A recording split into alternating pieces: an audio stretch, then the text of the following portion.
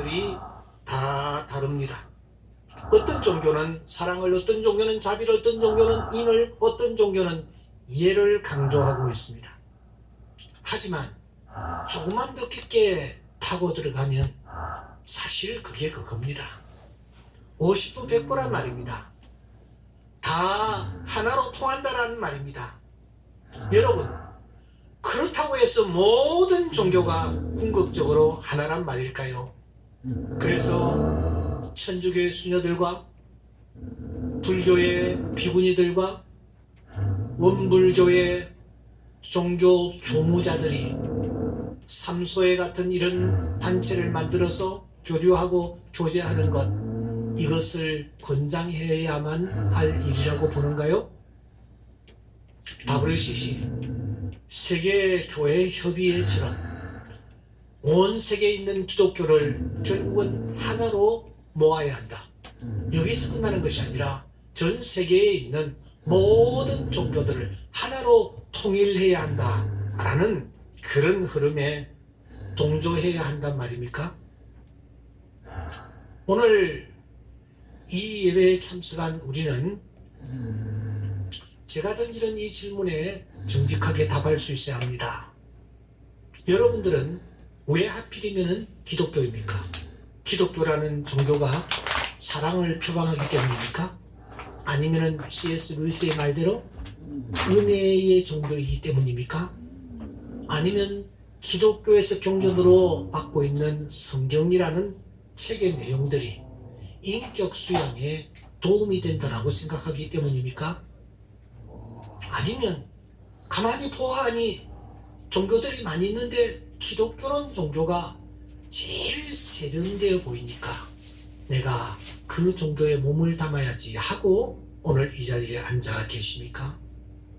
왜 예수냐? 왜 기독교냐? 이 질문에 대하여 우리 모두는 머뭇함이 없어야 합니다. 선명하게 그 이유를 여러분 밝혀야만 합니다. 베드로가 무엇이라고 말합니까? 너희 속에 있는 소망에 관한 이유를 묻는 자에게는 대답할 것을 항상 준비해야 한다. 여러분, 부활이야말로 이 기독교가 여타 종교와 다른 독특한 그 무엇입니다. 그야말로 부활은 26,000대 1입니다. 십자가와 부활은 기독교라는 이 큰 공동체를 떠받치고 있는 양대 기둥입니다. 기독교는 십자가라는 기둥이 서 있습니다. 부활이라는 기둥이 또 한편에 서 있습니다. 이 두 개의 기둥이 기독교를 떠받치고 있는 것입니다. 모든 답은 십자가와 그리고 부활에 기결되는 것입니다. 우리가 소중하게 생각하는 모든 가치, 모든 진리, 모든 꿈, 모든 소망, 모든 자랑, 십자가와 부활인 것입니다. 우리가 예수 부활에 대하여 유력한 증거, 충분한 증거는 알고 있습니다. 그런데 결정적인 증거가 있어야 합니다. 예수 부활에 대한 결정적인 증거 말입니다. 그리고 예수 부활에 관하여 여러분 말할 수 있는 그런 증인들은 꽤 많이 있습니다. 중요한 것은 결정적 증인이 있느냐라는 것입니다. 결정적 증인을 제시할 수 있느냐라는 것입니다. 오늘 아침 우리가 이 부분을 함께 한번 고민해 볼 필요가 있습니다. 막달라 마리아를 위시한 몇몇 여성들이 문제의 그 무덤을 찾았답니다. 예수께서 부활하셨을 것이다 하는 확신을 가지고 그날 새벽에 무덤을 찾은 것이 결코 아니었습니다. 왜냐하면 그들의 손에 향유가 들려져 있었기 때문입니다. 그들이 사랑했던 예수님의 시신이 조금이라도 더 오래 보존되었으며 하는 그런 안타까운 마음을 가지고 새벽 일찍 찾게 된 것입니다. 가면서 그들은 걱정이 태산 같았습니다. 첫째는 무덤 문을 막은 돌을 도대체 누가 좀 굴러내 줄 수 있을 것인가? 그쪽 동네의 그 당시의 무덤은 우리와는 완전히 다릅니다. 돌을 파서 그 안에다가 시신을 넣어두는 구조입니다. 그것도 하나만 넣는 것이 아니라 여러 시신을 넣는 것입니다. 이렇게 시신을 안에 넣고 큰 돌로 이렇게 그 입구를 막는 구조입니다. 그 돌이 컸기 때문에 이 여인들이 걱정하는 것은 정상이었습니다. 누가 이 돌을 이렇게 굴러내 줄 것인가 하는 것이 제일 큰 걱정이었습니다. 그러면서도 이들은 덧붙여서 이런 걱정까지 합니다. 아니, 그 예수님을 장사지는 그 무덤에는 로마 황제가 임봉을 해두었다. 절대로 건드려서는 되지 않는다 하고 도장을 다 찍어서 이렇게 막아두었는데 로마 황제의 권위에 누가 도전할 수 있을 것인가? 여기에 그들은 또 걱정을 합니다. 로마 황제가 파송한 이 군인들이 지금 단단히 지키고 있는데 이 군인들을 어떻게 우리가 설득시킬 수 있을 것인가? 그런데 무덤에 접근해 본 결과 그들은 저들 눈앞에 펼치는 광경 앞에서 놀라지 않을 수가 없었습니다. 이미 큰 그 돌은 한쪽으로 저만치 굴러가 있었습니다. 뿐만 아니라 무덤을 단단히 지켜야 할 군인들이 한 명도 보이지를 않았습니다. 열려진 무덤 안에서 환한 옷을 입은 천사가 이렇게 말하는 것 아닙니까? 어찌하여 살아있는 자를 죽은 자 가운데서 찾느냐? 여기 계시지 않고 살아나셨느니라. 와서 그가 누우셨던 것을 보라. 이 놀라운 메시지 앞에서 깜짝 놀라고 있는데 바로 그때 뒤따라 오던 베드로가 허리를 구부려서 무덤 안을 들여다봅니다. 누가복음 24장 12절에 보면은 베드로는 일어나 무덤에 달려가서 구부려 들여다보니 세마포만 보이는지라 시신이 안 보이는 것입니다. 무덤이 빈 무덤이었습니다. 요한은 이 사실을 좀 더 자세하게 설명을 합니다. 시몬 베드로는 따라와서 무덤에 들어가 보니 세마포가 놓였고 또 머리를 쌌던 수건은 세마포와 함께 놓이지 않고 딴 곳에 쌌던 대로 놓여있더라. 그렇게 말하고 있습니다. 여기에 6절에 놓였고 또 7절에도 놓였고 라는 이 단어가 등장하는데 이 6절의 단어는 케이마이라는 단어입니다. 이 단어는 잘 정돈이 되었다, 가지런히 정돈되었다, 그런 뜻을 담고 있습니다. 그런데 7절은 이 단어가 엔투릭소라는 단어인데 이 단어는 좀 특별한 단어입니다. 이것은 칼같이 잘 정리가 되었다. 시간을 두고 정말 깨끗하게 정리정돈이 되었다. 그만큼 시간을 두고 그 세마포가 그렇게 가지런히 정리가 되어 있었던 것입니다. 여러분, 이런 여러 가지 현장들과 여러 가지 사실들은 예수님의 부활을 증명하기에 충분합니다. 하지만 사랑하는 여러분, 이것이 예수님이 부활하셨다라는 것을 증명하는 결정적인 증거는 될 수가 없습니다. 그러면 사랑하는 여러분, 예수 부활이 틀림없는 사실이다 하는 것을 결정적으로 증거할 수 있는, 증명할 수 있는 하나는 무엇일까요? 그것은 바로 부활하신 예수님 자신입니다. 할렐루야! 이것은 움직일 수 없는 증거입니다. 왜냐고요? 3일 전에 예수님은 분명히 숨을 거두셨습니다. 요한은 이 사실을 무척 냉정하게 우리에게 알려주고 있지 않습니까? 그날 골고다 산상에서 새 십자가가 달렸습니다. 조금 전에 우리가 보았습니다. 그런데 언제 달리셨느냐? 금요일날 달리셨습니다. 금요일날 아침 9시에 달리셨습니다. 그리고 오후 3시경이 되었습니다. 오후 6시부터 안식일이 시작되기 때문입니다. 안식일이 시작되는데 안식일 전에 일을 다 처리해야 돼요. 그래서 군인들이 빌라도에게 사람을 보내어서 허락을 받습니다. 총독님, 우리가 안식일을 지켜야 되지 않습니까? 시간이 3시간밖에 없습니다. 빨리 처리를 하고 안식일을 시작해야 하는데 우리가 지금 저 시신 가까이 다가가서 죽었는지 죽지 않았는지를 확인한 후에 만일 죽지 않았다라고 생각되어지기만 하면 뼈를 그냥 꺾어버리겠습니다. 그래서 우리가 죽여버리겠습니다. 허락하십시오. 빌라도가 허락을 했습니다.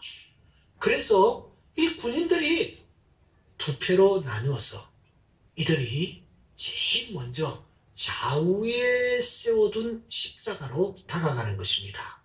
여러분 32절에 보시면 군병들이 가서 예수와 함께 못 박힌 첫째 사람과 또 그 다른 사람의 다리를 꺾었다라고 말하고 있습니다. 그림처럼 보여집니다. 이 군인들이 두 패로 나뉘었습니다. 그래 한 패는 이쪽 강도에게, 한 패는 저쪽 강도에게 접근한 것입니다. 그리고 십자가에 못 박혀 있는 이 두 강도를 가만히 바라보니 의심이 좀 가는 것입니다. 뼈를 꺾자. 뼈를 꺾어서 죽여버리자. 완전히 죽이자. 그리고 이 팀이 이제 하나가 되어서 예수 십자가 가까이로 접근했습니다. 사실 좌우에 세워놓은 이 강도들은 죽어 마땅할 죄를 지은 강도들이지만 그날에 그들은 주역이 아니었습니다.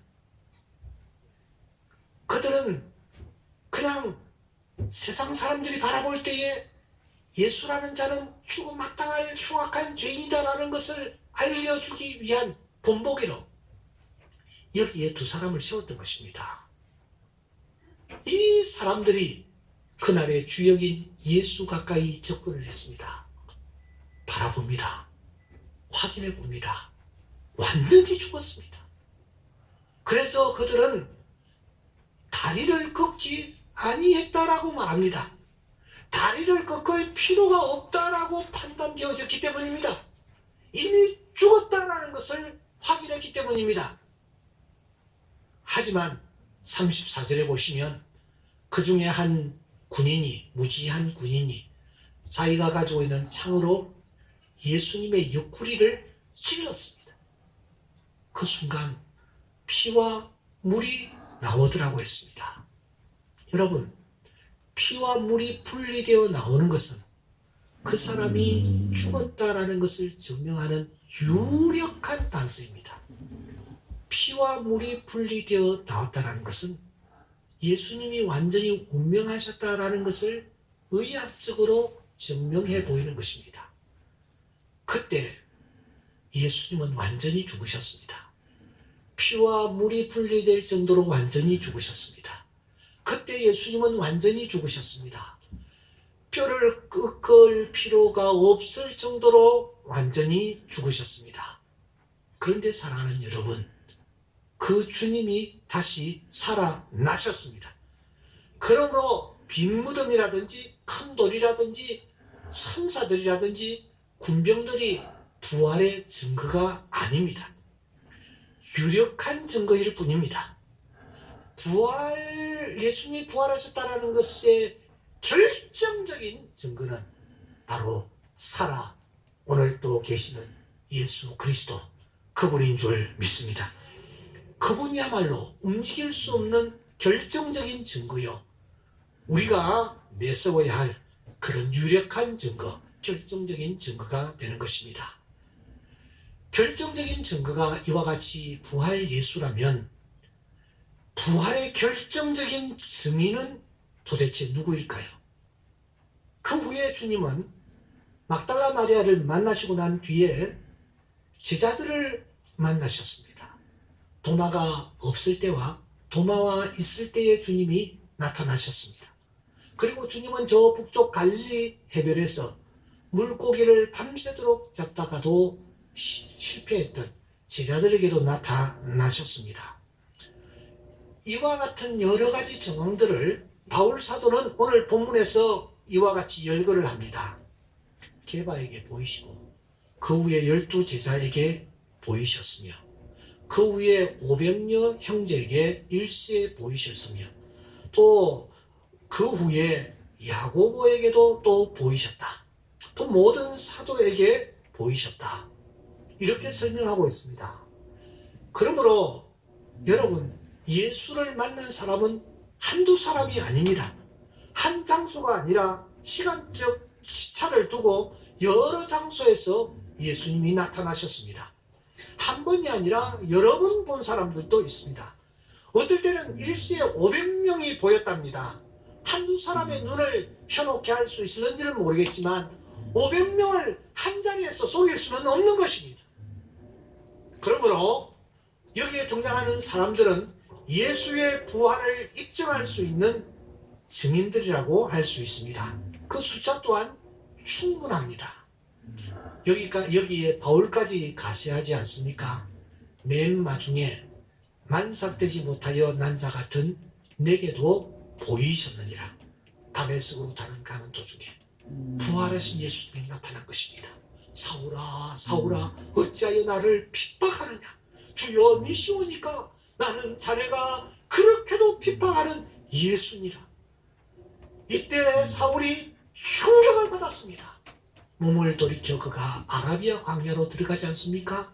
모래바람을 맞으면서 무려 3년 동안 내가 만난 이분이 도대체 누구인가? 예수라고 하는데 이분이 도대체 누구인가? 그는 무릎 꿇어 엎드려 예수님을 만나기를 원하였고 그 아라비아 광야에서 예수님은 그를 만나 주셨습니다. 그 이후에 부활 주님은 바울과 늘 함께 했습니다. 그의 걸음을 인도하셨고 그의 마음에 감동과 감화를 주셨고 그가 해야 할 일이 무엇이며 해야 할 말이 무엇인지를 알려주시기까지 했습니다. 무엇보다 죽음조차도 두려워하지 아니하는 자로 그를 다듬어 주셨습니다. 주님이 어떨 때는 이렇게도 말씀하십니다. 주께서 바울 곁에서 서서 이르시되 담대하라. 네가 예루살렘에서 나의 일을 증언한 것 같이 로마에서도 증언하여야 하리라. 때문에 바울은 주님께서 살아나셨다라는 것을 증언할 수 있는 유력한 그런 증인임에 틀림이 없습니다. 베드로 또한 부활하신 예수님이 살아나셨다라는 것을 증언할 수 있는 유력한 사람입니다. 베드로를 위시한 12제자들도 예수님이 분명히 살아나셨다. 예수님이 살아나신 것을 내가 보았다 라고 증언할 수 있는 그런 증인들이라고 할 수 있습니다. 그런데 사랑하는 여러분, 참 아쉽게도 이 사람들은 다 2000년 전 사람들이에요. 오늘 우리는 여기에 있습니다. 여기에 살고 있습니다. 이 사람들을 우리가 불러올 수가 없습니다. 그러므로 이 사람들은 예수님이 부활하셨다는 것을 결정적으로 증명할 수 있는 증인이 될 수는 없는 것입니다. 그렇다면 오늘 우리는 어디에서 이 예수님이 부활하셨다는 것을 결정적으로 증명할 수 있는 증인을 확보한단 말입니까? 바로 여기에 있습니다. 바로 내가 증인입니다. 할렐루야. 오늘 이 예배에 참석한 여러분들이 다 예수를 만난 증인들인 줄 믿습니다. 내가 그분 앞에 나아가 기도할 때에 그분은 나의 기도를 들으십니다. 그분이 오늘도 나의 걸음을 인도해 주고 계시는 것입니다. 그렇다면 부활의 결정적인 증인은 누구입니까? 바로 납니다. 바로 우리들입니다. 우리가 부활의 결정적인 증인이 되는 것입니다. 천하가 다 예수 부활을 믿지 아니한다 할지라도 나는 믿습니다. 나는 예수의 부활을 믿습니다. 죽었다가 3일 만에 부활하신 것을 믿습니다. 우리는 부활을 믿습니다. 막달라 마리아가 그 옛날 부활 예수님을 만났다고 해서 믿는 것이 아닙니다. 제자들이 부활 주님을 만났다고 해서 내가 믿는 것이 아닙니다. 내가 부활 예수를 믿는 것은 부활 주님이 나에게 나타나셨기 때문이요, 내가 그분을 만났기 때문입니다. 지금도 그분이 나를 간섭하시고 나를 인도하시기 때문입니다. 내가 증인입니다. 그래서 옥스퍼드 대학의 역사학자 토마스 아놀드 교수는 이런 유명한 말을 했습니다. 나는 역사학자로서 여러 해 동안 다른 시대에 대해서 연구하고 저자와 기록들의 증거를 고찰해 보았다. 나는 예수의 생애와 죽음 그리고 부활에 대하여 만족할 만한 결정적인 증거와 증인을 내보일 수 있다. 이게 무슨 말입니까? 내가 부활 예수 만났으니 부활 예수님이 결정적인 증거가 되며 내가 결정적인 증인이 될 수 있다는 것입니다. 사랑하는 성도 여러분, 우리 주님 부활하셨습니다. 하나님께서 그를 사망의 고통에서 풀어 살리셨으니 이는 그가 사망에 매여 있을 수 없었음이라는 말씀대로 하나님께서 사망에 매여 있을 수 없는 예수님을 살리셨습니다. 이 부활의 결정적인 증거가 도대체 무엇입니까? 부활 예수님 자신입니다. 이 부활의 결정적인 증인이 누구입니까? 오늘 이 자리에 참석한 우리 한 사람 한 사람인 줄 믿습니다. 이 은혜를 받은 우리가 남은 생에 어떻게 살아야 할까요? 부활 주님이 우리를 향하여 소원을 가지고 계십니다. 오직 성령이 너희에게 임하시면 너희가 권능을 받고 예루살렘과 온 유다와 사마리아와 땅끝까지 이르러 무엇이 되라? 내 증인이 되라. 너희들도 무엇이 되라? 증인이 되라고 말씀하십니다. 이 당부의 말씀을 쫓아 부활 예수를 만난 사람들은 부활 예수의 증인으로 살았습니다. 베드로가 외칩니다. 생명의 주를 너희가 죽였도다. 그러나 하나님이 죽은 자 가운데서 그를 살리셨으니 뭐요? 우리가 그 일에 뭐라고요? 증인이다. 한번 따라해보세요. 우리가 그 일의 증인이라. 그 일은 무엇입니까? 예수님이 우리를 위하여 십자가에 죽으셨으나 다시 살아났다 하는 이 일에 우리가 무엇이라고요? 우리가 증인이라는 것입니다. 사도들이 외칩니다. 우리는 이 일의 증인이요, 하나님이 자기에게 순종하는 사람들에게 주신 성령도 그러하다 하더라. 우리가 이 일의 증인이라고. 바울이 외칩니다. 만삭되지 못하여 난 자 같은 나에게도 주님이 보이셨다. 그러면서 그는 말하기를 갈릴리로부터 예루살렘에 함께 올라간 사람들에게 여러 날 보이셨으니 그들이 이제 백성 앞에서 그의 증인이라고 말했습니다. 예수를 만난 사람들은, 부활하신 예수님을 만난 사람들은 그의 증인으로 살아가는 삶을 살았다라는 것입니다. 말씀을 정리하겠습니다. 여러분, 예수님께서 부활하셨습니다. 결정적인 증거는 예수님 자신입니다. 예수님이 부활하셨습니다. 결정적인 증인은 오늘 이 예배에 참석한 우리 한 사람 한 사람들인 줄 압니다. 부활하신 주님 우리 안에 살아 계십니다. 그 주님을 온 세상에 전파하는 증인으로서의 삶을 살다가 그 부활하신 주님이 나를 부르실 때에 그 주님 앞에서는 주의 귀한 자녀들 될 수 있기를 바랍니다. 그때 주님께서 우리에게 가실 것입니다. 잘하였도다. 착하고 충성된 종아, 내가 큰 것으로 내게 맡기리니 내 주인의 즐거움에 참여할지어다. 이 즐거움에 참여하는 주의 귀한 자녀들 다 되실 수 있기를 주의 이름으로 축원합니다.